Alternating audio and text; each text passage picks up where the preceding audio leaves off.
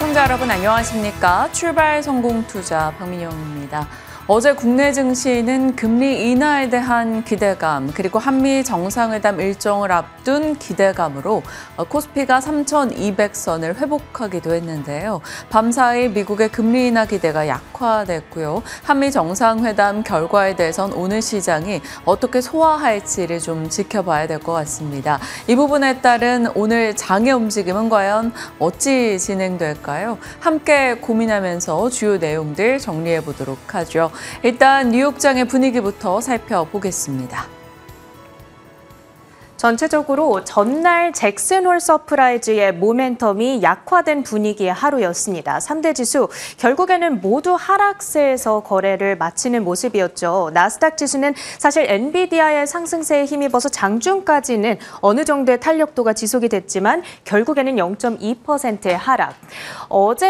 전일장에서 워낙 시장이 강하게 급등을 했었다 보니까 일정 부분 되돌림이 유입된 효과가 있었습니다. 이 CFRA 측에서는 이 정도의 숨고르기는 예상할 수 있었던 정도다, 놀랍지 않다라는 평가를 전해주고 있습니다. 그 이유가 금요일 급등세의 상당 부분은 숏 커버링, 그러니까 공매도 청산에 기인했기 때문이라는 건데요. 금리 인하를 할지 모르고 시장 하락에 베팅했던 이 물량에 대한 되돌림이 나타났다라는 겁니다.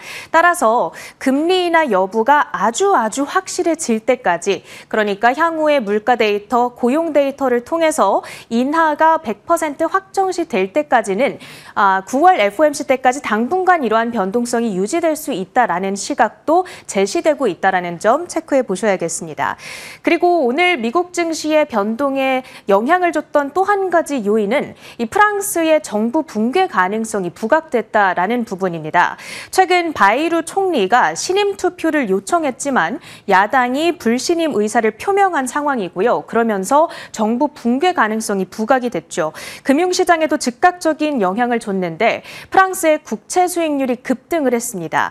안전자산인 달러로의 자금 이동이 나타나면서 달러 강세, 그리고 미국의 국채 금리가 상승하는 현상이 나타났습니다. 이렇게 연쇄적인 영향이 나타나다 보니까 이 미국 증시 흐름에도 약간의 영향을 줬다라고 정리를 해볼 수가 있겠고요. 이 간밤 한미 정상회담 잘 종료가 됐습니다. 조선과 제조업 부문에서의 협력, 특히나 포커스를 맞춰지는 모습이었는데 자세한 내용은 잠시 후 민영 앵커가 정리해 드립니다. 오늘 정규장에서의 종목별 흐름 조금 자세히 들여보기에 앞서서 엔비디아 실적 발표가 이제 이틀 앞으로 다가왔습니다. 우리 시간으로는 목요일 아침에 내용을 정리해 드릴 수 있을 텐데요. 그를 앞두고 월가에서는 긍정적인 시각들이 지속 제기되고 있습니다. 대표적으로 JP모건 측에서는 블랙웰의 공급이 확대될 것이다, 향후 가이던스 긍정적으로 나올 거라는 이 발표를 하고 있고요. 스티펠 측에서는 AI 인프라 리더십에 주목을 하고 있습니다. GB300이 연말에 출시되면서 매출 상승을 견인할 거다라는 시각. 베어드 측에서도 단기 수익과 EPS 전망치를 상향 조정할 것으로 예상하고 있습니다. 최근에 정말 많은 월가 IB들이 엔비디아의 목표 주가를 상향 조정하고 있거든요. 가장 불리시하게 보고 있는 시각으로는 캔터 피츠제럴드 측에서 기존의 $200에서 이제는 $240가량까지 내다보고 있고요. 그 밖에도 TD 코엔 측에서도 거의 $240대에 육박하는 목표가를 책정하고 있습니다. 현재 월가 전체를 통틀어서 90%의 애널리스트들, 이 엔비디아를 커버하고 있는 애널리스트 가운데 90%가 매수 의견을 주고 있다라는 점까지도 실적 발표 전에 확인해 보시면 좋겠네요. 이 정규장에서의 종목별 움직임 확인해 보겠습니다. 오늘 M7 빅테크주들은 혼조세를 나타내는 모양새였고요. 전체적으로는 상승한 종목의 비율이 5분의 1에 불과했습니다. 그 정도로 오늘은 센티먼트가 약한 하루였다라고 정리해 보는 것이 맞겠습니다. 그 가운데에서도 그래도 이 상승의 힘을 보탰던 것은 엔비디아 1% 20% 오름세를 연출했죠. 이 간밤에 새로운 로보틱스 칩 모듈인 잭슨 AGX 토르를 발표를 했습니다. 가격대는 $3,499대로 책정이 되고 있고요. 다음 달부터 고객들에게 배송이 시작된다라는 발표가 들려오고 있습니다. 젠슨항 CEO가 엔비디아 차세대 성장 동력은 로보틱스가 될 것이다. 앞서 정말 여러 차례 강조를 했던 만큼 그리고 그와 관련해서 직접적인 어떤 성과, 제품이 나온 만큼 기대감을 자극하는 대목이었고요. 같은 로보틱스 칩 분야에서 경쟁하고 있는 기업으로는 AMD가 또 있죠. AMD는 경쟁 우려감이 부각이 되면서 2.6%의 급락권에서 거래를 마쳤습니다. 그 밖에도 엔비디아 주가에 긍정적이었던 부분, 이 사우디아라비아의 휴메인 데이터 센터 건설이 시작됐다라는 소식이 들려왔습니다. 이때 앞서 전해졌던 보도들에 따르면 최신 AI 칩 18,000개가 투입된다라는 내용 익히 알고 계실 텐데요. 그 가운데 대부분은 엔비디아의 칩인 것으로 전해지고 있기 때문에 즉각적인 매출 상승에 도움이 될 것으로 예상되고 있습니다. 하지만 같은 반도체 섹터 내에서는 인텔의 주가가 1% 하락을 했죠. 이 미국 정부의 투자가 사업 전반에 리스크를 초래할 것이다. 사측에서 직접 SEC 공시를 통해서 이러한 우려를 표명했고요. 특히나 지금 전체 매출의 76%를 차지하고 있는 해외 매출이 타격을 입을 것이다. 트럼프라고 하는 리스크에 직접적으로 노출이 되기 때문에 그 불확실성만으로도 이탈이 좀 일어날 거다라는 이야기이고요. 그리고 추후 정권이 교체될 경우 이 합의가 취소될 가능성 역시도 불안감을 자극할 거라는 사측의 입장입니다. 그 밖에는 헬스케어주들이 이렇게 아주 전반적으로 빨간불을 강하게 켜고 있는 모습이죠. 트럼프 대통령이 미국 내 약값을 1000% 이상 낮출 것이다. 만약에 협조하지 않는다면 관세를 부과할 것이다 라고 압박을 가했습니다. 일라이 릴리, 화이자 2%대의 낙폭을 기록한 한편 머크의 주가 역시 6%대의 급락권에서 거래를 마쳤습니다. 그 밖에도 주목해봐야 할 만한 특징주들이 아주 많았습니다. 미국 안에서 대표적인 히토류 종목입니다. MP 머티리얼즈의 주가가 사실 뚜렷한 어떤 호재 없이 6%대나 폭등을 했거든요. 왜 올랐을까를 생각을 해보자면 이 트럼프 대통령이 얼마 전에 인텔과 유사한 거래 더 많이 체결될 것이다. 이런 발언을 했잖아요. 앞서 미국 국방부가 지난달에 MP 머티리얼즈의 최대 주주로 등극했던 바가 있습니다. 트럼프가 이런 말을 했다라는 것은 그렇다면 반도체뿐만 아니라 히토류 산업으로의 정부 투자도 혹시 확대할 것을 고려하고 있는가? 이러한 이 시장의 추측을 자극하고 있는 거고요. 이 상승의 이유를 여기에서 생각을 해보고 있습니다. 각종 가구 관련주들은 트럼프 대통령이 이 수입 가구들에 대한 조사에 착수했고 또 50일 이후에 완료가 되면 관세를 부과하겠다라고 언급을 하면서 급락세를 피해가지 못했습니다. 특히나 이 윌리엄스 소노마, RH 등의 고급 가구 브랜드들은 디자인은 미국에서 하지만 지금 대부분의 생산은 중국, 베트남, 인도네시아 등 아시아권 국가들에게 아웃소싱을 하고 있거든요. 다시금 완제품들을 미국으로 들여올 때 관세 타격의 대상이 되는지라 주가가 하방 압력을 받아갔습니다. 철도 관련주들도 약했습니다. 이 워렌 버핏이랑 제일 친한 기자입니다. CNBC의 베키 퀵이 직접 보도를 했는데 또 다른 철도 회사를 인수할 계획이 없다라고 버핏이 직접 밝혔다고 합니다. 사실 CSX가 대표적인 잠재 인수 대상으로 거론이 되면서 여름 때부터 올 여름 내내 좀 기대감을 받아갔었는데 이렇게 직접 부인하는 발언들이 전해지다 보니까 5%대 급락을 했고요. 마지막으로 코로나 백신 관련주들도 압박을 받아갔습니다. 질병통제예방센터의 백신 자문위원회, 코로나19 발발 초기 당시에 이 백신 접종 논의를 위해서 신설됐던 팀이라고 보시면 되겠는데요. 이 위원장에 새로운 MIT 교수가 임명이 됐습니다. 그런데 이 레체프 레비 교수는 백신에 대해서 회의적인 시각을 가지고 있는 인물이다 보니까 각종 백신 기업들에게는 부정적으로 작용할 수 있겠다. 이런 우려감을 받아가고 있습니다. 모더나와 바이오텍, 노바백스 등의 종목들이 4에서 6%대의 급락세를 연출했습니다. 우리 증시 주목해볼 만한 이슈로는 어떤 것들이 있을지 하나씩 정리해 보시죠. 환호하고 나면 이내 조정이, 또 조정이 있고 나면 다시 호재에 환호하는 패턴이 반복되고 있습니다. 어제 국내장은 꽤 단기 조정을 겪은 이후 지난주 목금으로 시작된 반등의 연속성을 보여줬습니다. 양지수 모두 다 오르며 끝났는데요. 코스피에 힘이 돼줬던 것은 8월에 금리 인하를 시사했던 발언, 3,200선 안착에 힘을 보탰죠. 1.3%나 상승했습니다. 금리 인하라는 것은 결국 성장주를 자극하고요. 상대적으로 성장주 비중이 높은 코스닥은 그보다 조금 더 올랐습니다. 어제 2% 가까운 반등을 나타냈네요. 그 외 이슈들을 본다면 정책적인 이슈요. 2차 상법 개정안이 통과됐습니다. 집중투표제 의무화, 감사위원 분리선출 1명에서 2명으로 확대됐고요. 이내 시장은 3차 개정안 내용에 대해서 관심을 이동했죠. 그리고 어제 여당 측에서 자사주 소각 의무화 토론이 있었다라는 이슈 속에 모처럼 지주, 증권 쪽이 반등을 줬습니다. 그리고 한미 정상회담을 앞뒀던 어제였죠. 대미 투자 혹은 협력 이 이슈에 어느 쪽이 반응할까 기대감이 좀 높았었고요. 금리 인하라는 키워드까지 살폈을 때 반도체, 2차 전지, 바이오, 원전, 전력 등에서 반등세를 나타냈습니다. 그 외로 본다면 폴더블 관련해서 어제 이제 분위기 파악판에서 그 외 이슈로 지켜볼 내용들 살폈던 거고요. 비만 치료제 처방이 8개월 사이에 7배 정도 늘었다라는 소식이 들려왔죠. 그래서 비만 치료 쪽에 또 초점이 맞춰지기도 했습니다. 최근에 상장했기 때문에 조금은 더 가뿐하게 올랐던 G2G 바이오가 어제 상한가 거래가 됐고요. 인벤티지랩 등의 종목들 함께 올라섰죠. 폴더블과 IT 부품, 비만 치료제, 주요 이슈들을 제외하고 개별 종목을 자극했던 분야들 이 정도로 볼 수 있겠습니다. 어제장에 대한 내용이었고요.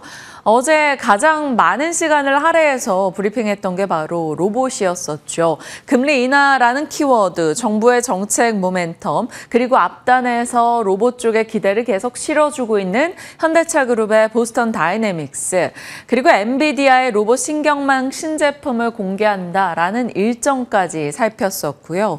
무엇보다 노란봉투법 통과로 인해서 기업들이 생산 안정성을 확보하려 자동화, 로봇, 스마트 팩토리에 더 속도를 낼 수 있다라는 스토리를 잡았던 바가 있었는데요. 어제 가장 많은 특징주를 배출했던 섹터가 바로 로봇이 아닐까 싶습니다. 코닉 오토메이션 상한가로 거래 마쳤고요. 하이젠 R&M도 급등이었죠. 다만 하이젠 R&M 정말 아쉽게 상한가를 기록하지 못하고 꼬리가 달린 점, 로봇이 그래도 소화할 악성 매물들이 꽤 있다라는 점과 상한가로 여러 종목이 함께 올라줬다면 정말 무난하게 상승의 연속성을 기대할 수가 있었을 텐데 일정 부분 윗골이 달리는 종목들이 많았던 것은 다소 아쉽긴 했습니다. 그래도 어제 전방위적인 로봇주가 같이 움직임을 보였다라는 측면에서 일단은 의미 있는 하루였다. 이렇게 파악할 수가 있겠죠.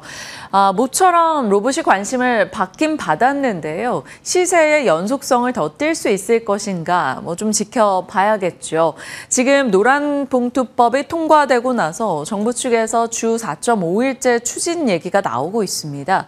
AI나 로봇에 대한 현장 투입을 좀 더 자극할 수밖에 없는 내용이죠. 노동자들에 대한 리스크를 기업 측면에서는 고려할 수밖에 없기 때문입니다.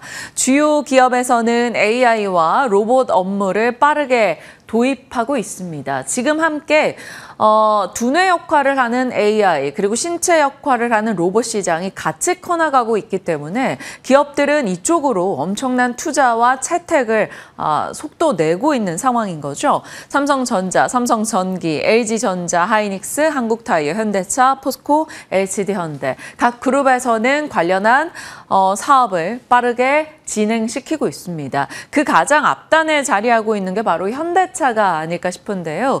로봇 아틀라스 아틀라스, 보스턴 다이내믹스의 아틀라스죠. 직립보행, 이제 이족보행에는 가장 좀 장점을 갖고 있는 로봇으로 꼽히고 있습니다. 이 아틀라스를 10월에 생산 현장에 투입할 예정임을 계속적으로 밝히고 있고요. 현대차 그룹에서는 이 보스턴 다이내믹스에 엄청난 자금을 지출하면서 투자를 가속화하고 있습니다. 아틀라스 상용화에 속도를 내는 하나의 일환으로 볼 수 있겠죠. 자, 이렇게 각 그룹에서 AI 에이전트와 그리고 로봇에 아낌없는 투자를 진행시키고 있는데요. 관련해서 볼 수 있는 것은 당연히 로봇주들도 될 것이고요. AI 에이전트 소프트웨어도 일단은 가능성을 열어둡니다. 네이버, 카카오, 한글과 컴퓨터, 이스트소프트, 솔트럭스 등등의 종목들 한 번 더 복귀하면서 지나가 보도록 하죠. 이 중에서 현대차에 빨간불을 켜둔 것은 아무래도 국내에서는 현대차 로보틱스에 대한 관심도가 굉장히 높습니다. 보스턴 다이내믹스가 있기 때문인 거죠.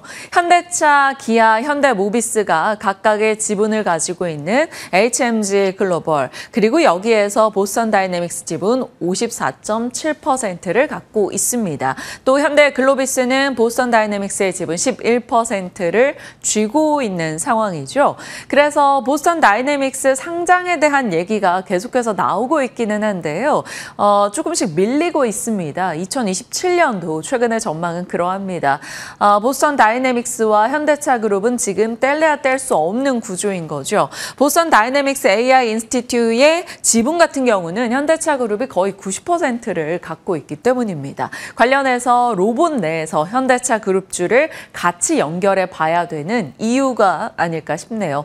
이 보스턴 다이내믹스의 현대차 그룹 지분 구조 때문에 로봇 관련한 밸류체인을 한 번 더 정리를 했습니다. 로봇 밸류체인에 대한 여러 가지 판 정리를 해왔었는데 조금은 더 보기 쉽게 다시 한번 정리했어요. 협동 로봇 종목들, 물류 로봇, 산업용 로봇, 스마트 팩토리, 의료 로봇 각각의 분야로 나눠봤고요. 기술 측면에서는 휴머노이드, 완제품, 그리고 부품사들, 그리고 AI 소프트웨어와 솔루션을 뗐고요. 현대차 그룹의 아틀라스 관련한 기업들 따로 넣어봤습니다. 앞서 보신 대로 현대차, 기아, 현대모비스, 현대글로비스 들어갈 거고요. 현대차 그룹의 두뇌 역할을 하는 현대오토에버 넣어봤습니다. 소프트웨어단에 연결이 되는 클로봇과 시메스 함께 했고요. 센서나 자율주행 관련해서 로봇이 어찌됐건 스스로 움직여야 하니까요. SOS랩 체크했습니다. 그리고 현대차 그룹 아틀라스 관련해서 이제 눈 역할을 하게 될 LG 이노텍도 관련주로는 넣어봤으니까요. 참고용으로 로봇 밸류체인 살펴보도록 하시죠. 자, 이렇게 어제 시장 속의 주요 특징 섹터였던 로봇 살펴봤고요. 한미 정상회담 기다리고 기다렸던 일정이었는데 밤사이 2시간 20분 만에 종료가 됐었죠. 트럼프 대통령과 우리 이재명 대통령이 과연 어떤 이야기를 나눴었는가 영상을 통해서 내용 한번 확인하고 돌아오겠습니다. With President Lee of South Korea, we've known each other and gotten along very well. We have some additional trade because I hear they want to renegotiate the deal, but that's okay. I don't mind that. That doesn't mean they're going to get anything, but I don't mind. But we're going to have some very serious discussions about different things, including trade, where we do a lot of trade with South Korea, as you know. We are thinking about contracting some ships. They build them very well in South Korea. They're also thinking about coming to our country with some shipyards to start us on the process of building ships. We're going to be buying ships from South Korea, but we're also going to have them make ships here with our people, using our people. And we're going to go back into the shipbuilding business again. Military equipment in the world, and South Korea is a big buyer of military equipment, and we're going to talk about that also. And we have many things to talk about, and I look forward to it, and it's a great honor to be with you, and congratulations on your election. That was a big one, and we're with you 100%. Thank you. 조선 분야뿐만이 아니라 제조 분야에서 르네상스가 이루어지고 있고 그 과정에서 대한민국도 함께 하게 되기를 기대합니다. 그리고 또 한 가지 제가 꼭 말씀드려야 될 것이 대통령님의 평화를 지키는 기간의 미국의 역할을 넘어서서 새롭게 평화를 만들어가는 피스메이커로서의 역할이 정말로 눈에 띄는 것 같습니다. 앞으로도 이 한미동맹을 군사 분야뿐만이 아니라 경제 분야 또 다른 과학기술 분야까지 다 확장해서 미래형으로 발전시켰으면 좋겠습니다. 네. 2시간 20여 분간 진행됐던 한미 정상회담의 일정, 어떤 대화가 오고 갔는지 영상을 통해서 방금 확인을 하셨는데요. 트럼프 대통령과 이재명 대통령의 각각의 발언에서 발췌할 수 있는 국내 관련 산업들 정리해봤습니다. 영상에서도 확인이 됐다시피 선박에 대한 얘기가 트럼프 대통령 계속적으로 거론함을 들을 수가 있었죠. 일부 선박은 한국에서 건조하고 그리고 또 일부 선박은 대미 투자를 진행시켜서 미국에서 건조하겠다라는 내용. 여기서 뽑을 수 있는 내용은 결국 K조선의 경쟁력이 협상 안에서 한몫을 하겠구나라는 것을 한 번 더 확인해 받았고요. 미국의 군사 장비의 큰 구매자가 한국인데 무기를 더 사주리라 기대한다. 이것은 우리가 일정 부분 지출하고 미국의 무기를 사야 되는 내용인 거죠. 북한 관련한 무언가를 함께 할 수 있을 것으로 보고 있고 북미 정상회담 추진할 생각은 있다라는 트럼프 대통령의 발언이 있었습니다. 이 발언은 이재명 대통령의 발언에 뒤따른 내용이었는데요. 한반도 비핵화 그리고 평화체제 트럼프의 역할이 중요할 것으로 얘기했고요. 남북관계 개선할 유일한 인물이다라고 언급을 했죠. 그러자 그에 따라 트럼프 대통령이 이런 발언을 내놓은 겁니다. 그러면 여기에서 우리가 꼽을 수 있는 것은 남북 경협의 키워드가 되겠죠. 그리고 트럼프 대통령은 한국은 에너지가 필요하지 않느냐. 미국 알래스카에는 자원이 굉장히 많은데 함께 협력하는 건 어때? 한미일 같이 이쪽을 추진해보자라는 내용이 들어갔죠. 알래스카 LNG 관련한 종목들이 어제장에서 좀 떨어지긴 했었는데요. 이 부분에 대한 언급이 나와서 관련해서 일단 내용을 뽑아봤습니다. 그리고 시진핑 주석과도 만나고 싶다. 함께 비행기를 타고 가는 건 어떠냐 이런 얘기도 나왔고요. 10월에 정상회담 추진하지 않느냐. 나도 거기에 참석할 생각은 있다라고 이야기를 했습니다. 에이펙 정상회의에 대한 참석 기대를 일단 좀 열어놨죠. 그리고 기자들의 질문에 따라 나온 답변인데요. 중국의 히토류 공급, 우리에게 공급하지 않을 경우 관세로 엄청나게 부과하겠다라는 압박을 가하기도 했죠. 그래서 히토류라는 키워드를 내놨지만 사실 국내에서 볼 수 있는 것은 남북 경협과 알래스카 LNG, 조선의 키워드를 떠올려 볼 수 있을 것 같습니다. 관련해서 영향받을 수도 있을 것 같은 종목들 일단 정리를 했으니까요. 참고해 주시죠. 남북 경협주들이 최근에 막 시세가 강했다라고 볼 수는 없겠습니다만 그렇다고 시세를 잃어버리지도 않았었거든요. 나름 지키는 자리들이 꽤 많았습니다. 아난티, 좋은 사람들 등등의 종목들 같이 한번 테마단으로 볼 수 있을 것 같고요. 그 밖에 조선과 알래스카 밸류체인 함께 정리해뒀으니까요. 참고해 주시길 바랍니다. 자, 이렇게 한미 정상회담 관련한 내용들 추가적으로 어떤 소식이 들려올지는 조금 더 살펴보셔야 될 것 같아요. 비즈니스 딜이 이어지면서 관련한 내용들이 속속 정리가 되고 있을 겁니다. 자, 뉴욕 증시 분위기 보겠습니다. 제롬 파월 연준 의장의 서프라이즈라고 여겨졌던 지난 거래일의 흐름은 온데간데 없이 일단 뉴욕 증시 3대 지수는 모두 하락하며 끝이 났습니다. 기존에도 좀 보수적인 목소리를 냈었던 야데니 측에서 9월에 금리 인하 확정된 게 아니지 않느냐라는 얘기가 흘러나왔고요. 거기에 프랑스의 정치 불안이 유로화 약세, 미국 달러 강세를 야기했고요. 프랑스 국채금리를 올리면서 미국의 국채금리 역시나 덩달아 상승세를 보여줬습니다. 한미 정상회담의 일정까지 소화하는 가운데 뉴욕장은 이렇다 할 모멘텀은 없었던 상황이고요. 대다수의 업종이 떨어지며 끝이 났죠. 그나마 생존한 특징주로 볼 수 있는 것은 테슬라와 엔비디아입니다. 모델 YL 시리즈가 중국에서 잘 팔렸다라는 소식에 테슬라가 움직였고요. 로보틱스 젠슨 AGX 토르를 공개했다라는 엔비디아 일정에 엔비디아 월가의 목표가, 실적을 앞둔 기대 이런 것들이 맞물려서 상승세를 보여줬습니다. 그렇다고 해서 반도체나 2차 전지, 전기차가 함께 갔던 건 아니고요. 테슬라와 엔비디아만 생존했던 하루였다. 이렇게 볼 수 있겠습니다. 자, 헬스케어는 트럼프의 공격을 다시 받은 느낌이죠. 미국 국내 약값 1000% 낮추겠다라는 트럼프 대통령의 발언으로 전체적인 헬스케어 쪽이 떨어지는 흐름이 있었고요. 백신 자문위원회 위원장에 이제 백신을 비판하는 성향을 가진 이가 인사되며 그에 따른 부담감도 일부 느껴졌습니다. 뚜렷하게 뉴욕장은 모멘텀이 없었고 테슬라, 엔비디아만 일단 올랐다인 거죠. 결국은 FOMC, 9월 FOMC를 앞두고 그 전까지는 계속해서 누군가의 발언과 경제 지표에 따라 시장은 하루는 금리 인하 기대, 하루는 금리 인하 기대가 낮아지고 이렇게 반복되며 퐁당퐁당을 하지 않을까 걱정스러운데요. 일단 그 전에 다시 한번 돌다리들을 기억해 봐야겠죠. 엔비디아 실적부터 PC 물가, 8월의 고용 동향 보고서, 그리고 FOMC까지 우리는 아직 살펴볼 내용들이 많아 보입니다. 자, 뚜렷한 무언가가 없다면 어제 강했던 종목군들의 연속성을 그나마 기대해 봐야 될까요? 비만 치료제 쪽이 어제 분위기가 나쁘지 않았었죠. 비만 치료제, 기존 주사제 한계에 직면한 상황입니다. 가격도 높고 부작용도 걱정되고 또 끊었을 경우 요요가 오지 않을까. 이것에 대해서 비만 치료제 업체들은 타개하기 위한 여러 안들을 고민하고 있죠. 그 첫 번째가 환자의 접근성이 향상되는 부분입니다.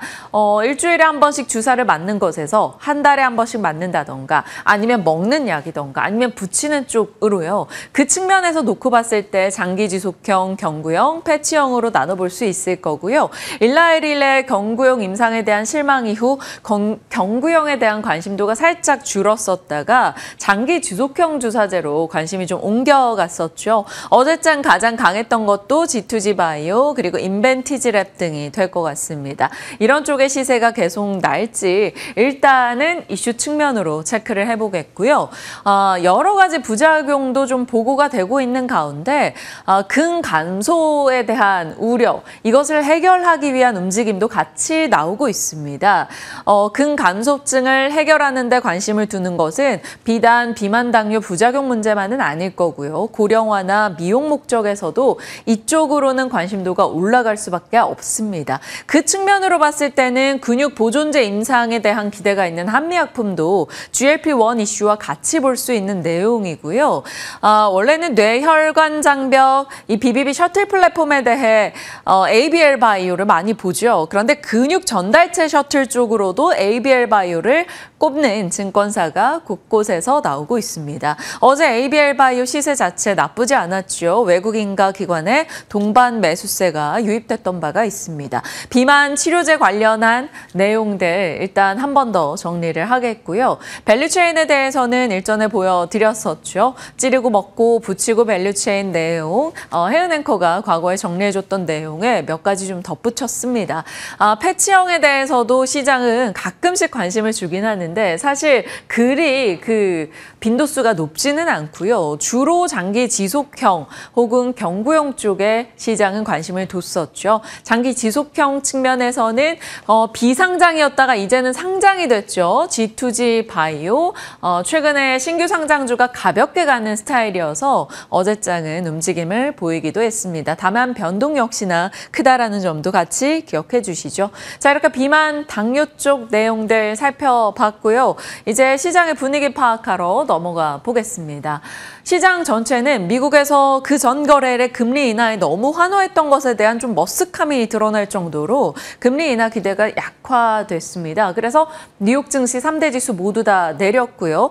그나마 엔비디아와 테슬라의 강세 속에 나스닥은 낙폭이 좀 제한되긴 했죠. 시장은 이번 주 후반에 있을 엔비디아의 실적에 관심을 집중하고 있습니다. 결국 AI 산업의 방향성을 엔비디아 실적으로 한 번 더 확인할 수 있는 대목이겠죠. 자, 이 타이밍에 S&P와 피치 등에서 SK하이닉스의 전망을 상향 조정했다라는 소식, 이것은 국내의 우호적인 내용이겠죠.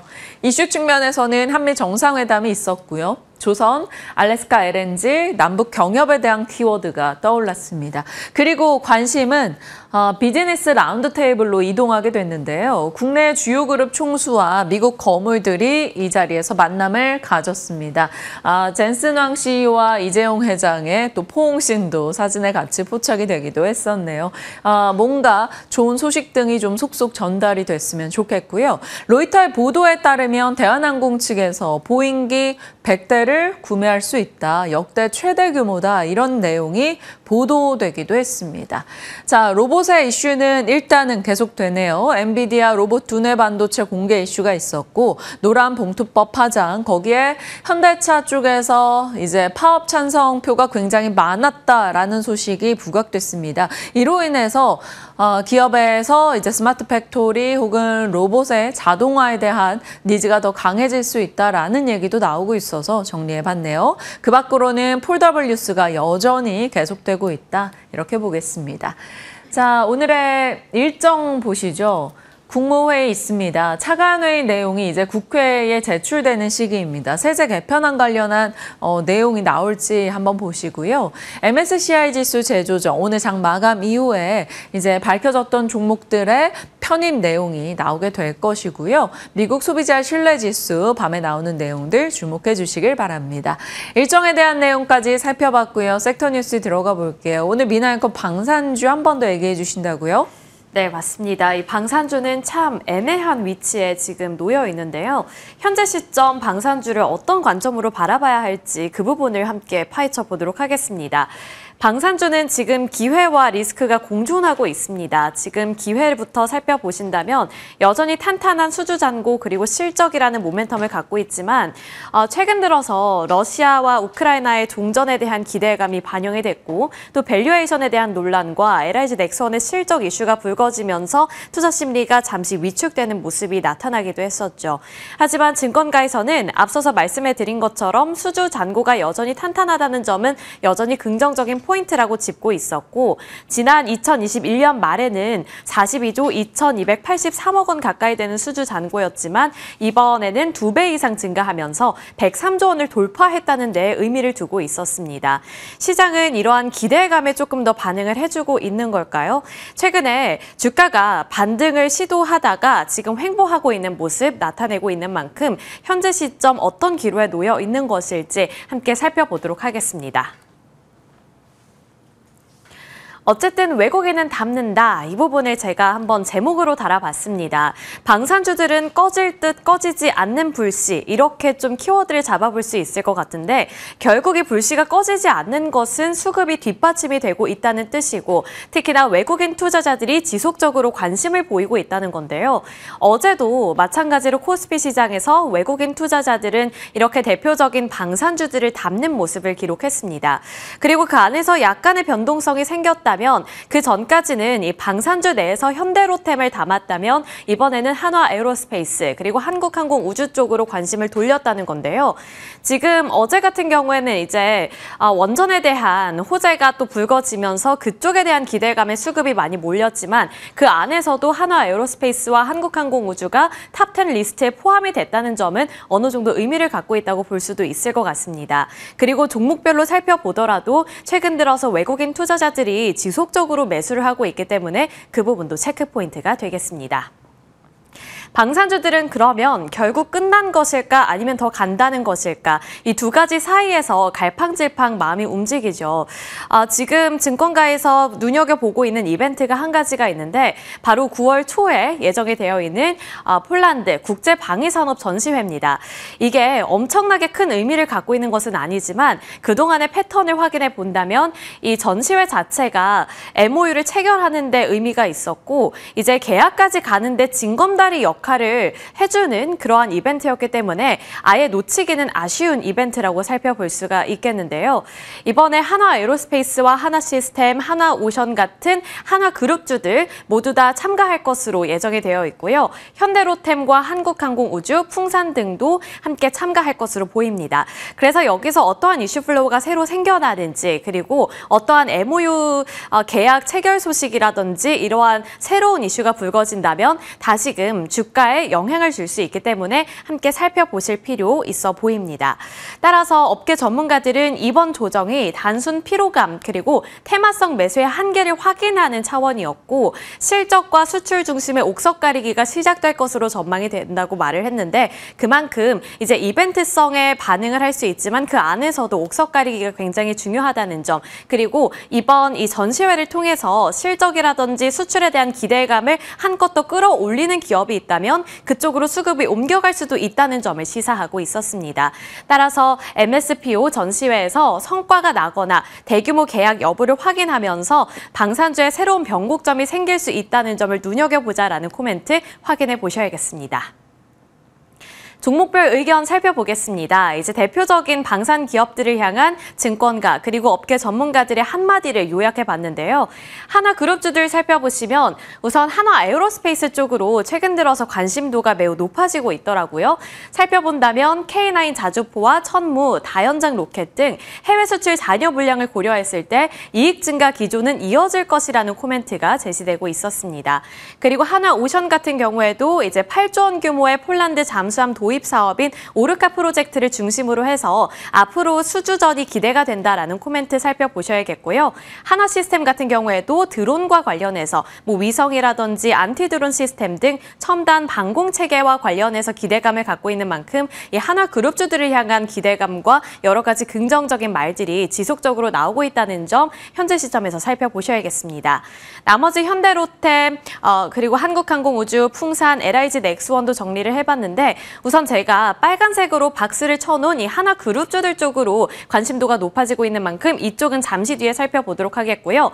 나머지 현대로템부터 LIG 넥스원 중에 특징이 조금 더 강력했던 종목을 살펴본다면 풍산 쪽으로 기대감이 조금씩 높아지고 있습니다.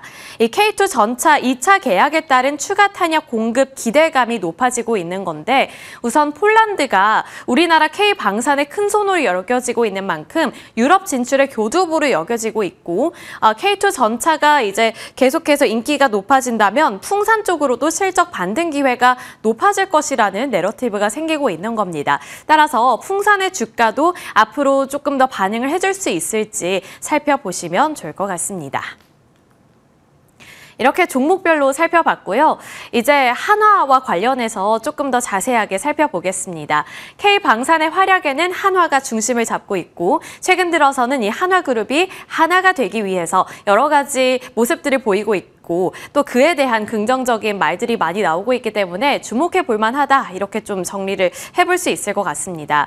우선 한화그룹 자체를 살펴본다면 한화그룹의 13개 상장사의 시가총액이 정말 그동안 폭발적으로 성장하는 모습을 기록했는데요. 지난해 말에는 43조 원대에 머물러 있었지만 이달 초에는 120조 원을 돌파하는 모습을 기록했습니다. 그러니까 얼마 되지 않는 기간 동안에 약 77조 2천억 원 증가하는 시가총액을 기록한 건데 같은 기간 10대 그룹 평균 30.3%의 성장세와 비교했을 때 하나그룹 같은 경우에는 5배 이상 성장하는 모습을 나타냈고요. 특히나 그 안에서 방산 계열사들의 약진이 도드라졌다는 점을 주목해 보셔야겠습니다. 한화 에어로스페이스 같은 경우에는 지난해 말까지만 하더라도 시가총액 28위를 기록했지만 올해 들어서는 지금 무섭게 치고 올라오면서 시가총액이 6위까지 올라가는 모양새를 기록하기도 했죠. 그만큼 자금이 많이 몰리고 있고 시장의 관심이 방산, K방산 쪽으로 몰리는 가운데 한화 에어로스페이스의 기대감이 상당히 높게 책정이 되면서 시가총액이 상당히 빠르게 불어났다라는 점이 짚히고 있는 겁니다.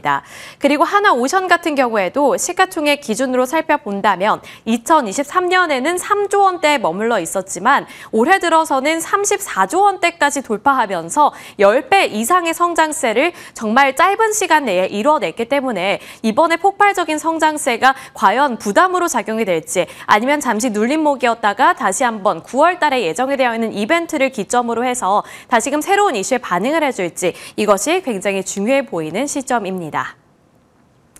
업계 전문가들과 증권가에서 이번 한화그룹주들을 눈여겨보고 있다고 말씀을 드렸잖아요. 그 이유를 좀 면밀하게 살펴볼 텐데 DB증권에서는 K베스트셀러라고 호평을 했습니다. 중동 시장에 가장 큰 수혜가 예상이 된다는 점을 짚어낸 건데 그러면서 목표 주가는 130만 원까지 올려잡기도 했는데요.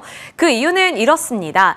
중동 시장에 이 장갑차와 자주포 교체 사업이 기대가 되고 이어지는 탄약 수출까지 기대를 해본다면 앞으로 실적이 더욱더 좋아질 것이고 시장도 이렇게 끊임없이 나오는 이슈에 반응해줄 가능성이 높다라고 보고 있는 거죠. 그리고 2025년부터 2027년까지의 폴란드향 및 기타 지역 매출 성장에 대한 기대감도 지속될 것이라고 코멘트를 줬는데 폴란드향 K9 잔여분이 190문이고요. 첨부는 101대라고 합니다. 그만큼 앞으로 또 쌓일 수주 잔고라든지 납품을 해야 하는 것들이 아직 남아있기 때문에 성장세는 지속될 것이라고 본 겁니다. 그리고 기타 지역에서도 수출이 꾸준히 증가하고 있는데 꼭 폴란드가 아니더라도 그리고 꼭 이제 우리가 주력으로 수출을 하는 나라가 아니더라도 2023년에는 4천억 원이었지만 2025년에는 1조 5천억 원을 넘길 것으로 추정이 되고 있습니다. 사실 2024년에 1조 5천억 원을 이미 넘겼고 이제는 5,500억 원 수준까지 올라갈 것으로 보이기 때문에 이제 한화 에어로스페이스가 지금 증권가에서 탑픽으로 꼽히고 있다는 점도 그 안에서의 트렌드 변화를 체감해 볼 수 있는 대목이 되겠죠. 기로에선 방산주입니다. 이제 이 시점에서 공격적으로 배팅을 해봐야 할지 아니면 보수적인 관점으로 방어 전략을 세워야 할지 궁금해지는 시점인데요. 현명한 선택은 과연 어떤 것이 있을지 저희와 함께 전략 세워보시길 바라겠습니다.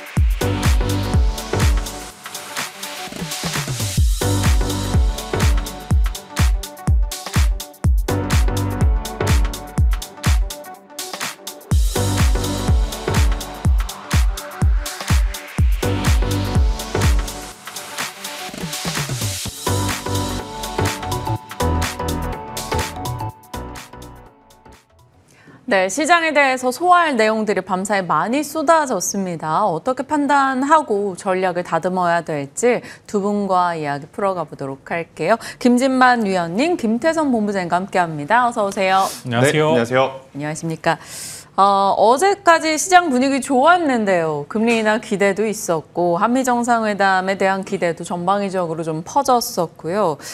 진만쌤, 그런데 밤사이에 금리 인하 기대는 약화됐고 한미 정상회담에 관련해서는 구체적으로 내포트에 뭐가 이득이 될 것인가 조금 압축이 필요해졌다라는 생각이 들었거든요. 어떻게 판단하십니까?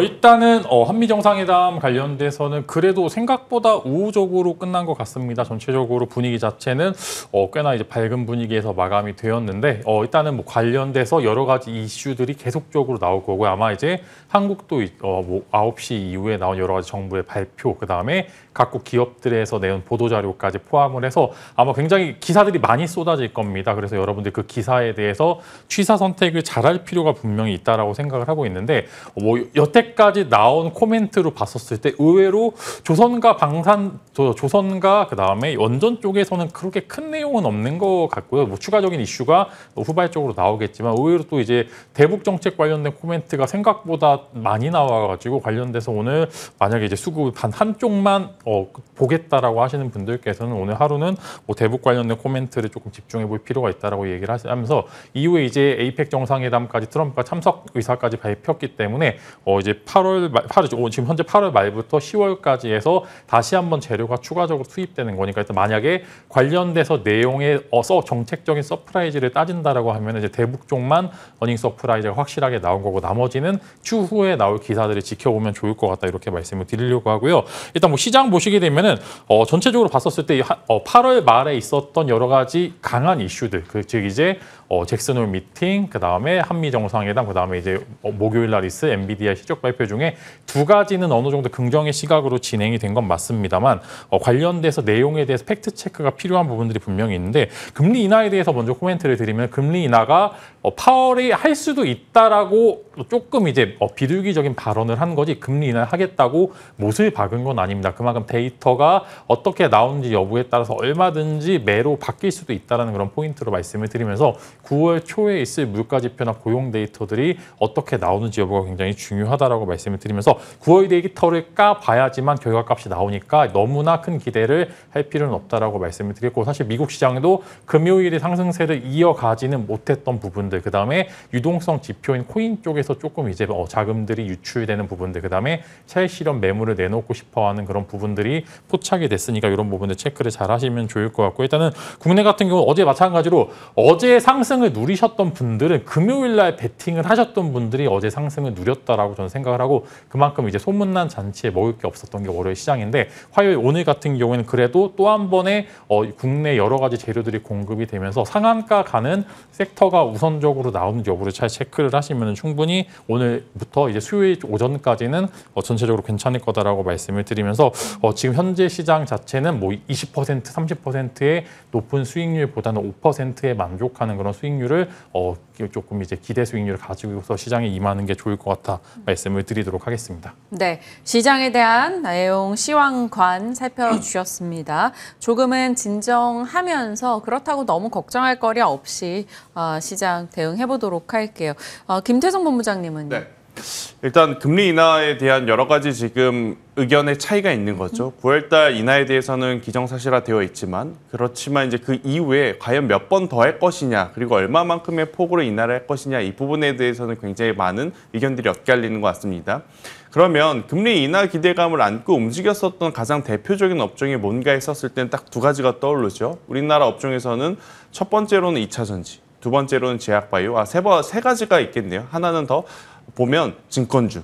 이렇게 좀 보시면 될 것 같은데 간밤 미증시를 좀 참고를 해보면 제약바이오가 다소 좀 밀리는 모습을 보였어요. 그렇다면 이제 우리나라 증시를 이걸 가지고 와서 대입을 했었을 땐 제약바이오가 잠시 좀 쉬어갈 수도 있겠구나라고 조금은 열어두시고 대신에 제약바이오 쪽에서 이제 들어가야 할 수급들이 다른 쪽으로 옮겨간다면 대표적으로 앞서 이야기 드렸던 2차 전지와 증권주도 있겠습니다만 저는 로봇 쪽을 계속 보시는 게 맞지 않겠는가? 한미 정상회담이라고 하는 굉장히 큰 이벤트가 지나왔음에도 불구하고 이건 이제 보는 시청자분들에 따라서 이제 느끼시는 느낌이 좀 다를 텐데 저는 아무것도 얻은 것이 없다라는 생각이 들더라고요. 그러니까 우리가 알고 있었던 어떤 코멘트에 대한 리뷰 정도이지 새로운 뭔가를 얻어내는 그런 회담은 아니었다라는 관점에서 보면 여기서도 일정 부분 실망 매도 물량이 좀 나올 가능성이 높다는 생각이 듭니다. 그러면 최근 들어서 가장 거래량이 활발하게 붙었던 쪽이 어디냐라고 했었을 때는 지금은 로봇 밖에 좀 볼 곳이 없지 않을까라는 생각이 들어서 오늘도 여전히 로봇주 위주의 어떤 흐름들이 좀 나타나지 않겠는가라는 의견 조심스럽게 드려보도록 하겠고요. 대신에 이제 우리나라 증시는 우리나라 증시대로 대내적으로 상법 개정안에 대한 가이드라인이 좀 명확하게 나오게 되면 시장은 여기에 굉장히 민감하게 반응할 가능성이 높다는 생각이 듭니다. 그래서 이 뉴스 플로우를 좀 보면서 저는 이제 투자를 하시는 게 지금은 맞지 않을까 싶고 이번 주는 그러니까 지난주와 마찬가지로 저는 이번 주 그리고 이제 전체적으로 8월 달은 제가 계속 몸을 좀 사렸으면 좋겠다라고 이야기 드리는 이유가 일단 주식이라고 하는 것 자체가 계속 이제 선반영에 대한 좀 부담감들이 없지 않아 있는 것 같아요. 금리 인하, 엔비디아 실적 발표를 앞두고 정상회담을 앞두고 그게 이제 전략이 맞으면 굉장히 좋은 수익으로 오지만 만약에 전략이 안 맞았을 때 미스가 됐을 경우에는 참 대응하기도 어려울 정도로 또 큰 변동성이 나올 수밖에 없는 지금 8월 달이라서 저는 오히려 목요일 날 이후 아니면 9월 달에 이제 본격적인 이제 포트폴리오의 베팅을 고려를 하시는 게 지금은 맞지 않을까라는 의견을 드리도록 하겠습니다. 네, 두 분의 시장에 대한 그리고 밤사이 있었던 내용들에 대한 시장 전략 살펴봤고요. 그럼 섹터별로 나눠서 조금씩 들어가 보겠습니다.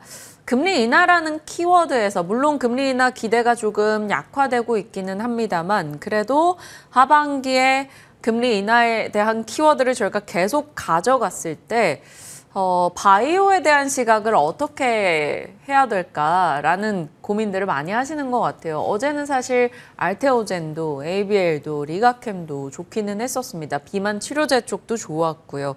진만쌤, 제약바이오에 대해서 압축된 전략을 주세요. 네, 이제 코스닥 종목군들이 보통 이제 군집성을 가지고서 올라갈 때 다 같이 으쌰으쌰해서 기술적인 부분들이 거의 비슷합니다. 뭐 알테오젠, 보르노이, 리가캠바이오, ABL 바이오 네 종목들이 대장주들이 그렇게 차트를 그려 나간다라고 하는 거는 전체적으로 섹터 자체에 돈이 들어온 거고 그 밑에 있는 하위권 이제 종목군들에게 좀 훈풍까지 좀 볼 수 있을 만한 그런 부분들이 있다라고 말씀을 드리면서 다만 코스닥 종목 같은 경우에는 워낙 이제 오를 때도 화끈하지만 내릴 때도 화끈하게 내리기 때문에 돌발 변수에 매번 준비해야 될 필요는 있다라고 이제 생각을 하기 때문에 투자하려면은 용기가 분명히 있어야 된다라고 생각이 됩니다. 그래서 조금 투자하기 좋은 코스피 쪽으로 살짝 눈을 돌리게 되면은 충분히 좋은 종목들도 일부 있습니다. 그만큼 탄력성 자체는 이 코스닥 종목분들에 비해서는 조금 덜한 부분들이 있습니다만 이제 유한양행을 필두로 해서 지금 이제 찍히는 기업들을 봐야지만 돌발 변수가 나왔었을 때 그래도 일단은 기업이 그래도 올라갈 수 있을 만한 모멘텀이 많으니까라고 이제 생각이 됩니다. 물론 이제 유한양행 자체가 워낙 이제 힘들었었던 기업이긴 좀 올라갔을 때 힘이 좀 드는 기업이긴 합니다만 그럼에도 지금 만약에 금리 인하 사이클을 기대를 하면서 바이오 쪽을 투자를 하려면은 저는 여전히 유한양행 쪽이 가장 저평가된 그런 종목이다라고 말씀을 드리겠고 마찬가지로 이 방금 설명드린 뭐 코스닥 쪽 대장주 네 종목들도 충분히 추가 시세는 가능하지만 매번 그랬듯이 적당히 줄 때 챙기고 나올 종목이지 지금은 무조건 이제 눈 감고서 기다려보는 그런 기업들은 이제 아니다라고 말씀을 드리면서 이미 많이 올랐기 때문에 그런 부분들을 반영할 필요는 있다라고 생각이 됩니다. 그래서 좋을 거지만 만약에 지금 현재 시장에서 덜 간 종목을 유한양행만 지켜보시는 게 좋을 것 같다 이렇게 정리를 해드리도록 하겠습니다. 제약바이오 내에서 정말 확 압축을 해주셨네요. 조금 덜 간 종목으로 유한양행 꼽아주셨습니다. 김태선 본부장님은 어떠세요? 제약바이오에 대해서 기존에 이제 알테오젠 등에 대해서 저희가 네. 재차 질문들을 참 많이 드렸었는데 그때마다 그래도 조정 시 알테오젠은 모아갈 수 있는 종목으로 말씀해 주셨잖아요. 네. 이런 알보리펩 등에 대해서 어떤 의견이세요? 그러니까 알보리에라고 해야 되겠죠? 그러니까 ABL 바이오까지. 뭐 오늘 제가 제약바이오에 대해서 조금 부정적인 의견을 드렸다 그래서 제약바이오가 꺾인다라는 이야기는 아니니까 이 부분에 오해 없으셨으면 저는 좋겠다는 생각이 들고 있고요. 그러면 이제는 알테오젠, 리가캠바이오, 보로노이, 뭐 ABL 바이오 그럼 언제 매수를 해야 되느냐? 만약 오늘 혹은 이번 주 금리 인하 기대감이 조금 다소 약화됐다 그래서 조정이 나올 때 저는 이걸 이용해야 된다라고 여전히 좀 말씀드리고 싶습니다. 그런데 이제 시청자분들의 성향에 따라 좀 다르겠죠. 나는 대장주를 하겠다 그러면 디도 말고 알테오젠을 보셔야 될 것 같고요. 나는 신고가 영역으로 지금 바로 직행하는 돌파 매매를 하겠다라고 하면 ABL 바이오를 지금 보시는 게 맞을 것 같고요. 나는 지금 바닥권에서 이제 추세가 좀 돌아오는 낮은 위치에서 좀 출발하고 그리고 이제 10월 달에 임상 에스모에서 결과 발표를 앞두고 있는 쪽을 원하신다 그러면 저는 아무래도 이제 보로노이를 보는 게 맞다 이렇게 좀 말씀드려보도록 하겠고요. 대신에 저는 여기 이제 앞서 유한양액도 굉장히 좋고 그리고 또 이제 삼천당 제약도 제가 한 번 더 언급드렸기 때문에 삼천당 제약도 굉장히 전평가되어 있는 구간이다라고 좀 말씀드리고 싶은데 한 팩터 더 이제 좀 이야기를 드려보면. 방사선 의약약품을 여러분들이 꼭 한번 보셔야 된다는 생각이 듭니다. 대표적으로 이제 퓨처캠이라고 하는 기업과 셀비온이라고 하는 기업이 있는데 일단 방사선 의약약품 같은 경우에는 이제 ADC 항체 치료 그 다음 기술이라고 지금 평가를 받고 있는 상황이거든요. 여기서 지금 유의미 있는 성과를 내는 기업은 지금 우리나라의 두 기업. 퓨처캠과 지금 셀비온이 굉장히 유일하기 때문에 또 이쪽은 전립선암 치료제 쪽에서도 우리나라뿐만 아니라 전 세계에서도 지금 굉장히 또 관심을 받고 있는 상황이라 이 기업들까지도 한번 좀 여러분들이 체크를 해보셨으면 좋겠다는 의견 드려보도록 하겠습니다. 네. 두 분 다 종목군에 대해서 많이 압축을 해주셔서 조금 살피면서 대응하기는 수월할 것 같습니다. 이제 한미 정상회담 관련해서 연결돼 있는 섹터들 좀 따져볼 필요가 있겠죠. 조선, 원전, 경협, 그리고 알래스카 이 라인에서 오늘장 뭐 기대와 실망 그 사이에 각각 어떻게 움직임을 보일지 진만세 먼저 답변 주실까요? 일단 재료 노출이 되어 있는 가운데서 정책적인 부분들도 컨센서스가 있고요. 그 컨센서스를 충족하는지 혹은 이제 상회하는 어닝 서프라이즈가 나오는지 여부를 좀 체크를 해봐야 될 것 같은데 다 같이 기대했었던 부분들은 조선 쪽과 원전 쪽의 협력이 기본적으로 가장 윗상단에 있고 그 나머지 뭐 알래스카라든지 대북 쪽인 문제는 좀 중간 위치에 좀 있다라고 말씀을 드리려고 하는데 뭐 결과에 대해서 시장의 반응, 즉 이제 반응에 따라서 후행적인 요소로 해석이 될 가능성이 굉장히 큽니다. 즉 오늘 어떤 종목이 가느냐에 따라서 그쪽이 서프라이즈가 될 것 같다라고 이야기 되는데 만약에 지금 자리에서 만약에 상한가가 먼저 이제 선발적으로 나오는 섹터가 그날의 대장 섹터다라고 이야기를 먼저 드리면서 일단 정책적인 부분들을 외형적으로 딱 봤었을 때 이제 대북 코멘트가 5번, 6번 정도 나온 것 같았는데 이 정도면은 기존에 기자에 있었던 뭐 한 번, 2번 혹은 이제 오히려 비난하는 그런 생각까지 해봤었는데도 이 정도 나왔다라는 건 분명히 서프라이즈 부분들이 있었기 때문에 가장 윗상단에는 대북 쪽에 대한 경업주에 대한 여러 가지 좀 수급적인 부분들이 몰릴 그런 기대를 하시면 좋을 것 같고요. 조선과 방산 쪽, 그 다음에 원전 쪽을 보시게 되면은 기대했었던 부분 다 그 이상, 그 이하도 아니기 때문에 오늘 시장의 후행적인 해석을 한번 기대를 해보시면 좋을 것 같다라고 말씀을 드리겠고 만약에 이제 아까 대한항공이 보잉의 그런 이제 비행기를 구매한다라고 이제 역대급 규모로 한다라고 이제 이야기가 나왔었는데 만약에 이렇게 되면은 보잉의 지분을 갖고 있는 휴니드도 한번 관심을 가져보시면 좋을 것 같다라고 말씀을 드리면서 정리를 좀 해보자라고 하면은 가장 윗상단에 경협주, 그 다음에 중간단에 여러 가지 원전이나 조선 쪽 이런 부분들이 있는데 생각보다 힘이 세지 않을 수도 있다. 오히려 시초가 혹은 이제 대체 거래소 쪽에 올라가서 간다라고 가정을 하게 되면은 이것을 기대하고 베팅하셨던 분들은 매도를 하시는 전략을 쓰시는 게 좋을 것 같다라고 말씀을 드리고 의외로 보잉 쪽 비행기 구매를 한 게 시장에서 우호적인 평가를 받을 수도 있다. 이렇게 말씀을 드리면서 보잉이 지분을 갖고 있는 휴니드까지 관심을 가져보시면 좋을 것 같다고 말씀드려서 이마 재료는 굉장히 크고 많이 나왔는데 시장이 이것을 버텨줄 만한 자금들이 있는지 여부를 한번 체크를 잘 보시면 좋을 것 같기 때문에 만약에 오늘 붙는다고 하시는 분들은 짧게 단기 트레이딩으로만 진입을 해보시면 좋을 것 같다고 말씀을 드리면서 관련된 자료들을 제가 정리를 해놨습니다. 어떤 쪽이 서프라이즈가 나왔고 어느 쪽이 조금 불안한 부분들이 있는지 여러분들에게 알려드릴 예정이니 지금 하단에 나가고 있는 QR코드, 즉 이제 노란색 하단에 지금 나가고 있는데 오른쪽에 보시면은 QR코드 있는데 거기 카메라 들고 찍으셔서 오시면은 제가 정리한 자료집과 그 다음에 오늘의 관심주까지 알려드릴 예정이니까 들어오셔서 저에게 한번 같이 소통하는 기회 제가 여러분들에게 드리도록 하겠습니다. 네, 조선과 원전으로 압축이 됐었던 사실 한미 정상회담 기대 섹터였었는데 이것이 지금 경협을 비롯해서 다른 종목군으로 확산되는지 그러면 어떤 종목을 픽해야 되는지에 대한 힌트를 진만쌤이 주셨습니다. 지금 단독 뉴스긴 한데 두산 에너빌리티와 한수원이 아마존 등과 이제 4세대 SMR 뭐 이런 쪽을 개발에 나선다 이런 언론 보도 등도 나오고 있습니다. 단독이라 주의는 필요하겠습니다만 원전에 대한 뉴스는 사실 계속적으로 업데이트가 되고 있다는 측면. 그럼 원전 들고 계신 분들은 어떤 대응을 해야 될까 고민을 할 수밖에 없을 것 같은데요. 김태성 본부장님. 네.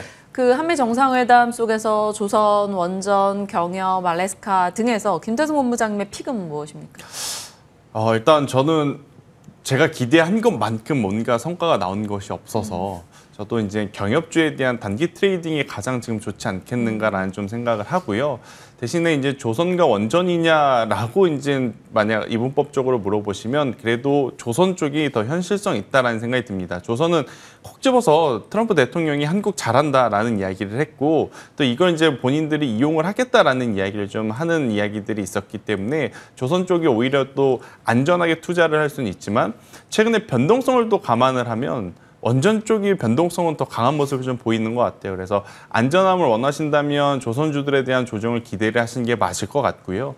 그게 아니다라고 하면 저는 원전주들을 좀 트레이딩 전략을 잘 짜셔서 하시는 게 맞는데 저의 기준은 이겁니다. 두산 에너빌리티가 가격적으로 6만 원이라는 가격대 위에 있어야 뭐 단기 트레이딩이 되었든 중장기 투자가 되었든 저는 가능하다라는 생각이 들고 있고 6만 원이라는 가격대 밑으로 내려오게 된다면 이유 불문하고 혹은 이제 두산 에너빌리티뿐만 아니라 다수의 또 원전주들이 또 하락 변동성을 저는 보일 가능성이 높다는 생각이 들어서 두산 에너빌리티는 지금 뭐 계속해서 뭐 단독 보도긴 하지만 좋은 모멘텀들이 쏟아지고 있는 것은 맞아요. 하지만 이제 이 좋은 뉴스들에 걸맞는 어떤 성과들이 이제 발맞춰서 나와야 하는데 여러분들도 아시다시피 지금 SMR 같은 경우에는 미국의 뉴스케일 파워도 제대로 진행이 되는 것이 아직은 없는 상황입니다. 그래서 너무 이제 먼 미래를 우리가 주가에 반영을 시킨 부분이 있다 보니 이 부분에 대해서는 조금은 현명한 판단이 좀 필요하지 않겠는가라는 의견 드려보도록 하겠습니다. 근데 그 포스코 인턴은 어떻게 판단하시는지 궁금해요. 그 알래스카 LNG 관련한 얘기가 또 나왔기 때문에 LNG 단에서 뭐 여러 강관주도 있겠지만 포스코 인터도 뭐 시각적으로는 정리가 필요할 것 같아요. 그러니까 이제 포스코 인터내셔널 같은 경우에는 알래스카 가서 LNG를 뽑아오는 사업에 진출하지 않는다 하더라도 원체 지금 우리가 천연가스를 그러니까 사서 사용해야 되는 부분들이 많다 보니까 저는 충분히 올라갈 가능성이 높다는 생각이 들어요.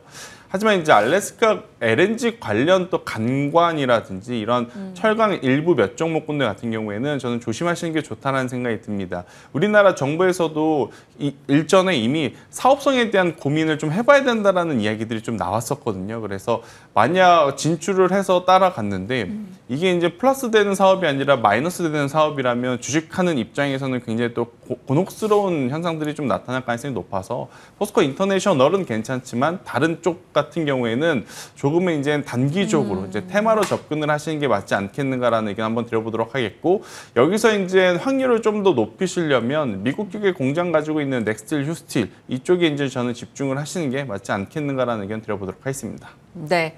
포스코 인터내셔널 압축해서 볼 수 있는 종목 중에 하나로 얘기를 해주셨습니다. 오늘 9시 30분에요. 신영증권의 엄경화 연구원과 함께 한미 정상회담 이슈를 소화하며 많이들 주목하고 계시는 조선 섹터, 추가적인 전략을 어떻게 가져가야 될 것인가 이야기 나눠볼 거니까요. 채널 고정하시고 이 시간까지 꼭 저희 방송 챙겨주시길 바랍니다.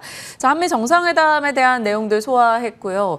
진만쌤 이제 노란봉투법 이슈, 뭐 주 4.5일째 그 외에도 AI 시대를 걸어가는데 결국에는 로봇 자동화 스마트 팩토리에 대한 얘기는 계속적으로 나올 수밖에 없거든요. 이 로봇 시세가 어제 전방위적으로 종목들이 같이 났는데 다 윗꼬리가 조금씩 달린 것은 아쉬웠습니다. 어떻게 대응을 해야 될까요? 일단은 뭐 여러 가지 정책적인 부분들의 수혜를 받을 수 있다라고 이제 시장에서 해석을 하고 있는 부분들이 있는데 준비돼서 땅 하고 쏜 게 아니라 갑자기 시세가 낮기 때문에 그만큼 이제 힘이 더 들은 부분들이 있어서 즉 역배열인 부분들에서 올렸기 때문에 매물대가 굉장히 두텁게 형성이 되어 있고 결국에는 매물대를 못 뚫고서 상한가 나온 종목이 안 나왔다라고 생각을 하게 되면은 분명히 이제 연속성을 가질 수 있냐라는 부분들에 대해서 의문을 가질 수밖에 없습니다. 즉 이제 여기서 상한가를 오히려 못 갔기 때문에 한두 번 정도 더 기회가 있을 수도 있다라고 생각은 하고 있지만 일단은 상한가를 못 갔다라는 거는 힘이 부족했다 이렇게 말씀을 드리려고 하고요. 다만 중장기적인 관점에서 로봇주들이 실적이 찍히는 순간까지는 분명히 성장주로서 즉 성장주 쪽에서 대장 쪽의 섹터의 역할을 분명히 하기 충분하다라고 생각이 됩니다. 그만큼 오래 쉬었습니다. 그렇기 때문에 발산하는 힘 자체의 크기는 굉장히 클 수도 있습니다만 다만 이제 적절한 구간에서 박스권을 형성한 종목군들 내에서만 매매를 해보시면 좋을 것 같고요. 다 같은 로봇주라고 이제 생각을 해보시기보다는 시장에서 로봇주가 올라갈 때 올라가는 종목들이 로봇주라고 판단을 하고 있습니다. 그래서 갖고 계신 종목군들이 로봇주들 올라갈 때 같이 올라가는지 여부를 잘 체크를 해보시면 좋을 것 같다라고 말씀을 드리겠고요. 저는 이제 테슬라의 그 다크 팩토리를 보게 되면은 정말로 기업 입장에서는 이만큼 더 효율적인 게 없겠구나라고 생각이 됩니다. 정말로 어두침침한 그 공장에서 로봇들만 일하고요. 전력도 최소한으로 쓰면서 오히려 그 공장을 지키는 경비원과 그다음에 강아지 개 한 마리만 키우면 된다. 뭐 이런 식의 이제 일론 머스크가 코멘트한 적이 있었었는데 그쪽으로 생각을 하게 되면은 오히려 이제 로봇주들은 중장기적인 성장 모멘텀은 갖고 있다. 다만 시장에서 이미 어느 정도 괄목할 만한 성과를 내고 있는 기업들 위주로 보셔야 되지 갑자기 로봇 사업에 진출한다 이런 부분들을 봤었을 때는 단발적인 요소로밖에 이제 생각이 안 든다라고 생각이 되고요. 분명히 이제 재료 자체의 크기는 굉장히 크다라고 말씀을 드리면서 금리 인하 사이클의 수혜는 충분히 받을 수도 있다라고 말씀. 말씀을 드리고요. 관련돼서 여러분들이 지금 현재 관심을 가져볼 만한 섹터를 보시게 되면은 보통 이제 RS 오토메이션이 엇박자가 좀 많이 납니다. 대장주 갈 때 못 갔다가 하루 이틀 지나갔다가 올라가는 부분들이 있어서 RS 오토메이션이 일단 로봇 쪽, 자동 물류화 쪽에서는 우선적으로 말씀을 드리겠고요. 소프트웨어 쪽으로 보시게 되면 CMS가 가장 우선적으로 이제 하드웨어 오른 다음날 소프트웨어 쪽으로 시장의 흐름들이 올라가는 부분들이 있기 때문에 CMS 관심 이야기를 드리면서 오늘 만약에 로봇주들을 관심을 가지신다면 RS 오토메이션과 CMS 두 종목을 시청자분들께서 관심을 가져보시면 좋을 것 같습니다. 네, RS 오토메이션, CMS 기존의 로봇 종목들이 갈 때 약간의 엇박자로 갔었기 때문에 다른 종목이 쉴 때 볼 수 있는 종목군 얘기해 주셨습니다. 로봇에 대한 키워드 김태성 본부장님은 어떻게 뽑고 계시는지 사실 어제 꼬리만 안 달렸으면 강한 연속성을 기대해봤을 것 같은데요. 그러니까 뭐 꼬리가 달려도 저는 괜찮다라고 생각이 들어요. 대신에 이제 로봇의 3대 부품이 뭐인가를 여러분들이 머릿속에 꼭 기억을 해보실 필요는 있을 것 같습니다. 액추에이터, 그리고 이제 구동 모터, 그리고 이제 뭐 제어기, 이렇게 좀 감속기 이렇게 좀 보시면 될 것 같은데, 감속기를 포함한 이제 액추에이터 같은 경우에 지금 이제 로봇 전체에서 차지하는 비중이 가장 높습니다. 그러니까 로봇이 100%라고 치면 이 감속기 액추에이터가 차지하는 게 35에서 40%라고 하거든요. 네. 그러니까 여러분들이 지금 보시더라도 가장 많이 상승한 기업들, 대표적으로 하이젠 RNA, 그리고 SBB테크, 뭐 SPG 이런 기업들이 바로 이 감속기 액추에이터를 만드는 기업이라서 로봇주 안에서도 가장 강한 모습을 보인 이유다, 이렇게 좀 설명드릴 수는 있을 것 같고요. 지금 이제 중국이 사실은 전체 로봇 시장에서 차지하는 비중이 여전히 큽니다. 그런데 지금 미국이 중국을 견제하기 위해서 로봇까지도 지금 이야기를 하고 있는 상황 속에 그러면 그 빈 공간을 누가 이제 차지를 해야 될 거 아닙니까? 근데 이제 우리의 가장 큰 경쟁자가 어디냐? 바로 일본입니다. 그런데 지금 우리나라 기업들도 한 3년 전부터 국산화, 내재화에 성공한 기업들이 이제 많아졌기 때문에 충분히 일본 기업과의 이제 가격 경쟁, 그리고 이제 품질 경쟁에서 저는 충분히 이겨낼 가능성이 높다라고 좀 보여주고 있고요. 그 기업들의 이제 부품들의 일단 공통점은 국산화, 내재화가 먼저 마무리된 액추에이터가 공통점이다라고 좀 보시면 될 것 같아서 앞서 이제 언급 주셨던 종목군들도 굉장히 좋다 생각이 들고 있고요. 저는 개인적으로 하이젠 RNM의 조정을 적극적으로 이용을 하시는 게 지금은 가장 좋은 선택지일 수 있겠다, 이렇게 좀 설명을 드려보도록 하겠습니다. 네, 두 분이 각각 로봇에 눈여겨보는 종목 말씀을 해주셨고요. 오늘 어떤 부분을 좀 좋게 보시는지 두 분의 각각 픽 듣겠습니다. 김태성 본부장님 먼저 오늘의 픽 주신다면요? 네, 저는 오늘 세트랙 아이라는 기업을 가지고 나왔는데요. 그러니까 생소하실 거예요. 갑자기 왜 우주항공이냐라고 좀 하실 수 있는데, 근데 이제 세트랙 아이의 주가를 보시면 우리가 이제 관심을 가지지 않고 있는 가운데 지난주에도 그리고 어제도 굉장히 좋은 모습을 좀 보였어요. 근데 이제 두 가지의 포인트가 있습니다.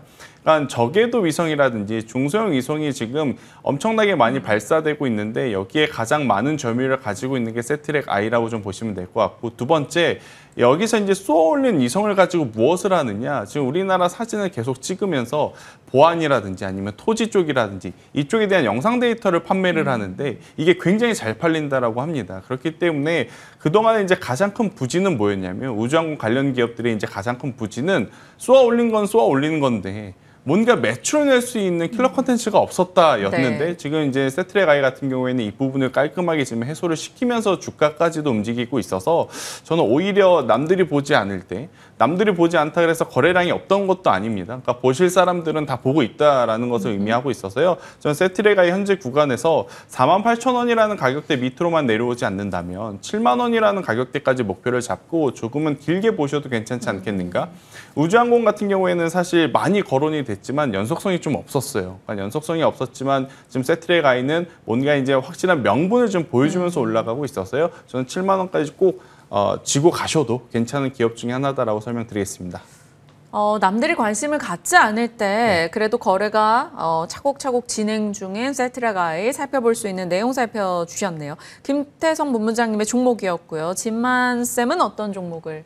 네, 섹터는 OLED 쪽 보는 게 나을 것 같고요. OLED. 이제 올해 봐야 될 만한 섹터가 만약에 한국에 몇 개 있냐라고 물으면 OLED 쪽은 그래도 이제 구조적으로 조금 이제 좀 숨통이 트였기 때문에 이제 화학 쪽 올라가는 거랑 비슷한 이제 유로 OLED 쪽은 조금 더 길게 보시기 좋은 섹터다라고 말씀을 드리겠고, 뭐 국내에 뭐 여러 가지 밸류 체인도 많이 있는데 일단은 저는 선익 시스템을 먼저 말씀을 좀 드리도록 하겠습니다. 선익 시스템 이제 실적이 엄청 잘 나왔습니다. 그만큼 이제 8.5, 8.6세대 OLED 쪽에서는 지금 장착 장비 쪽으로 대장이라고 말씀을 드리겠고요. 물론 이제 일부 이제 BOE 쪽 매출이 너무 크기 때문에 BOE 쪽이 투자를 줄이게 되면은 선익 시스템이 좀 힘든 거 아니야라고 이제 이야기하시는 분들도 많겠지만 BOE는 BOE 나름대로의 투자를 집행을 해야 되는 부분들이고요. 거기에 추가적으로 삼성 디스플레이와 LG 디스플레이가 투자를 집행할 만한 명분이 생겼다라는 점에서 선익 시스템이 고객 매출 다변화까지 이제 기대를 해보면서 3, 4분기 혹은 이제 내년도까지 실적 개선세가 조금 더 유의미하게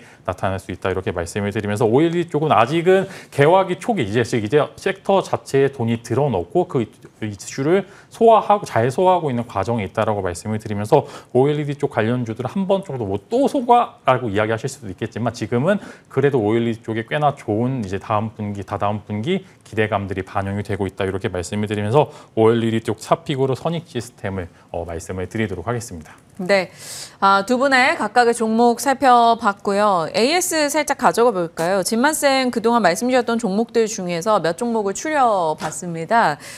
에이프리바이오, 올릭스, 한택, 한정기술, 이스페타, 삼성전자인데 오늘 프리마켓에서 한택 올라가거든요. 알래스카 LNG 관련한 이슈 영향이겠죠, 조선 쪽.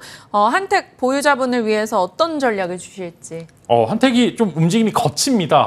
이제 올릴까 하면 떨어지고요. 떨어질까 하면 올라가는 이제 그런 대표적인 종목인데 일단 제가 매번 이제 머니투데이 많은 방송에서 이제 5만 원까지는 그냥 잔파동 다 제끼고 보자라고 말씀을 드렸는데 5만 원을 찍었는데 일단 외형적으로 봤었을 때 알래스카 재료가 가장 많은 게 한택입니다. 이제 가스 터빈이나 가스 엔진 쪽으로도 중금 시세가 나오고 있고 원전 쪽으로도 시세가 나오고 있고 그다음에 알래스카 LNG 쪽으로 시세가 나오고 있기 때문에 이런 여러 가지 재료들을 종합을 해보면은 목표 주가를 이제 5만 원에서 한 6만 원까지 올려 삼을 수 있다라고 말씀을 드리면서 시장에서 이제 BH가 올라간 것만큼 S&T 에너지가 오른 것만큼 한택이 갖고 있는 수주 잔고와 파워는 중간에 잔파동은 분명 있을 거다라고 생각은 하지만 목표 주가만 지켜본다라고 가정을 하면 6만 원까지 충분히 지켜보실 수 있다라고 이제 말씀을 드리고 싶습니다. 네.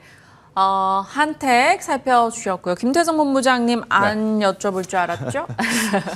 AS 종목들 리가캠, ABL, 올릭스, SNS텍, 두산에너빌리티 저 중에서 김태성 본부장님 오늘 이건 꼭 짚고 가야 될 것 같다. 만약 오늘 여러분들이 좀 투자를 하신다면 쉬어갈 때 쉬어갈지라도 제약바이오를 저는 꼭 보셨으면 좋겠다 생각이 들어요. 다시 한번 좀 강조드리고 싶은 건 올릭스인데 올릭스가 지난주에 이제 신고가 넘어갔다가 이제 빠르게 좀 차익 매도 물량이 나오면서 다시 밀렸어요. 하지만 재차 추가 밀림이 나오지 않고 잘 버텨주고 있는 상황 속에 저는 다시 한번 신고가로 넘어갈 가능성이 가장 높아 보이는 또 기업 중에 하나 있고 이 메시 치료제 관련해서는 올릭스가 지금 D&D 파마텍 두 기업밖에 지금 없지 않습니까? 물론 이제 다른 기업들도 많이 진출을 하려고 하는데 이 두 기업이 보여준 기술력을 지금 따라올 수 있는 기업은 없기에 저는 올릭스를 한 번 더 여러분들이 관심 있게 좀 보셨으면 좋겠다라는 의견을 드려보도록 하겠습니다. 네, 참고하겠습니다. 두 분과 함께 시장의 주요 이슈들 그리고 그간 말씀드렸던 종목들에 대한 AS까지 살펴봤습니다. MTNW 김진만 위원님, IS 김태성 본부장님 함께했습니다. 고맙습니다.